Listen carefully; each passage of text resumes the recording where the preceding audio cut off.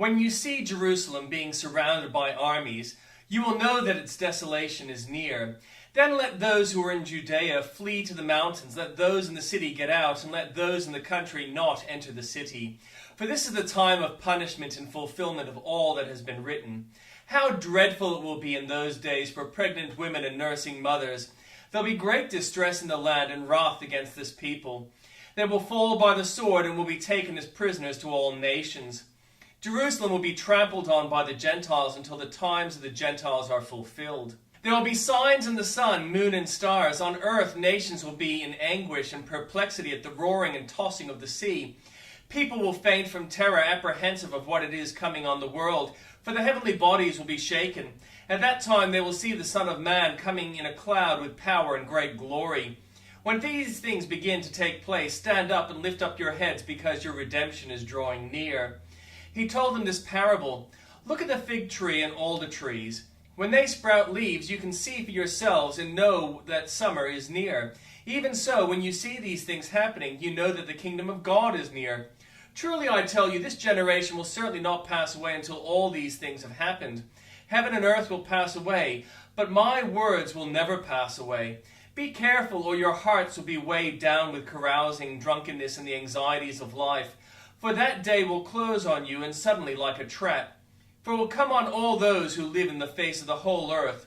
Be always on the watch, and pray that you may be able to escape all that is about to happen, and that you may be able to stand before the Son of Man. Each day Jesus was teaching the temple, and each evening he went out to spend the night on the hill called the Mount of Olives. And all the people came early in the morning to hear him at the temple. And the Old Testament reading. When the Queen of Sheba heard about the fame of Solomon and his relationship to the Lord, she came to test Solomon with hard questions. Arriving at Jerusalem with a very great caravan with camels carrying spices, large quantities of gold and precious stones, she came to Solomon and talked with him about all she had on her mind. Solomon answered all her questions. Nothing was too hard for the king to explain to her. When the Queen of Sheba saw all the wisdom of Solomon and the palace he had built, the food on his table, the seating of his officials, the attending servants in their robes, his cupbearers and the burnt offerings he made at the temple of the Lord, she was overwhelmed. She said to the king, "The report I heard in my own country about your achievements and your wisdom is true, but I did not believe these things until I came and saw with my own eyes. Indeed, not even half was told me. In wisdom and wealth you have far exceeded the report. I heard how happy your people must be, how happy your officials who continually stand before you and hear your wisdom. Praise be to the Lord your God, who has delighted in you and placed you on the throne of Israel. Because of the Lord's eternal love for Israel, he has made you king to maintain justice and righteousness." And she gave the king 120 talents of gold, large quantities of spices and precious stones. Never again were so many spices brought in as those the Queen of Sheba gave to King Solomon. Hiram's ships brought gold from Ophir, and from there they brought great cargoes of almug wood and precious stones. The king used the almug wood to make supports for the temple of the Lord and for the royal palace, and to make harps and lyres for the musicians. So much almug wood has been imported or seen since that day. King Solomon gave the Queen of Sheba all she desired and asked for, besides what he had given her out of his royal bounty. Then she left and returned with her retinue to her country. The weight of gold that Solomon received yearly was 666 talents, not including the revenues from merchants and traders and from all the Arabian kings and governors of the territories. King Solomon made 200 large shields of hammered gold. 600 shekels of gold went into each shield. He also made 300 small shields of hammered gold with 3 minas of gold in each shield. The king put them in the palace of the forest of Lebanon. Then the king made a great throne covered with ivory and overlaid with gold. The throne had 6 steps, and its back had a rounded top. On each side of the seats were armrests with a line standing beside each of them. 12 lines stood on the 6 steps, one at each end of each step. Nothing like it had ever been made for any other kingdom. All King Solomon's goblets were gold, and all the household articles in the palace of the forest of Lebanon were pure gold. Nothing was made of silver, because silver was considered of little value in Solomon's days. The king had a fleeting trade of ships at sea along with the ships of Hiram. Once every 3 years it returned, carrying gold, silver, and ivory, and apes and baboons. King Solomon was greater in riches and wisdom than all the other kings of the earth. The whole world sought audience with Solomon to hear the wisdom God had put in his heart. Year after year, everyone who had brought a gift, articles of silver and gold, robes, weapons, and spices, and horses and mules. Solomon accumulated chariots and horses. He had 1,400 chariots and 12,000 horses, which he kept in the chariot cities and also with him in Jerusalem. The king made silver as common in Jerusalem as stones, and cedar as plentiful as sycamore figs in the foothills. Solomon's horses were imported from Egypt and from Kue. The royal merchants purchased them from Kue at the current price. They imported a chariot from Egypt for 600 shekels of silver and a horse for 150. They also exported them to all the kings of the Hittites and of the Arameans. King Solomon, however, loved many foreign women besides Pharaoh's daughter, Moabites, Ammonites, Edomites, Sidonians, and Hittites. They were the nation about which the Lord had told the Israelites, "You must not intermarry with them, because they will surely turn your hearts after their gods." Nevertheless, Solomon held fast to them in love. He had 700 wives of royal birth and 300 concubines, and his wives led him astray. As Solomon grew old, his wives turned his heart after other gods, and his heart was not fully devoted to the Lord his God, as the heart of David his father had been. As Solomon grew old, his wives turned his heart after other gods, and his heart was not fully devoted to the Lord his God, as the heart of David his father had been. He followed Ashtoreth, the goddess of the Sidonians, and Molech, the detestable god of the Ammonites. So Solomon did evil in the eyes of the Lord. He did not follow the Lord completely, as David his father had done.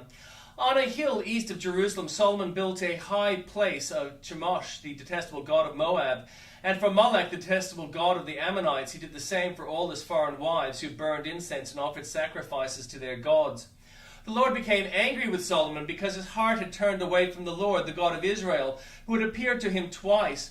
Although he had forbidden Solomon to follow other gods, Solomon did not keep the Lord's command. So the Lord said to Solomon, "Since this is your attitude and you have not kept my covenant and my decrees which I commanded you, I will most certainly tear the kingdom away from you and give it to one of your subordinates. Nevertheless, for the sake of David your father, I will not do it during your lifetime. I will tear it out of the hand of your son. Yet I will not tear the whole kingdom from him, but will give him one tribe for the sake of David my servant and for the sake of Jerusalem which I have chosen." Then the Lord raised up against Solomon an adversary, Hadad the Edomite, from the royal line of Edom. Earlier, when David was fighting with Edom, Joab, the commander of the army who had gone up to bury the dead, had struck down all the men in Edom. Joab and all the Israelites stayed there for 6 months until they had destroyed all the men in Edom. But Hadad, still only a boy, fled to Egypt with some Edomite officials who had served his father. They set out from Midian and went to Paran. Then, taking people from Paran with them, they went to Egypt, to Pharaoh, king of Egypt, who gave Hadad a house and land and provided him with food. Pharaoh was so pleased with Hadad that he gave him a sister to be his own wife, Queen Tahpenes, in marriage. The sister of Tahpenes bore him a son named Genuba, whom Tahpenes brought up in the royal palace, where Genuba lived with Pharaoh's own children. While he was in Egypt, Hadad heard that David rested with his ancestors and that Joab, the commander of the army, was also dead. Then Hadad said to Pharaoh, "Let me go that I may return to my own country." "What have you lacked here that you want to go back to your own country?" Pharaoh asked. "Nothing," Hadad replied, "but do let me go."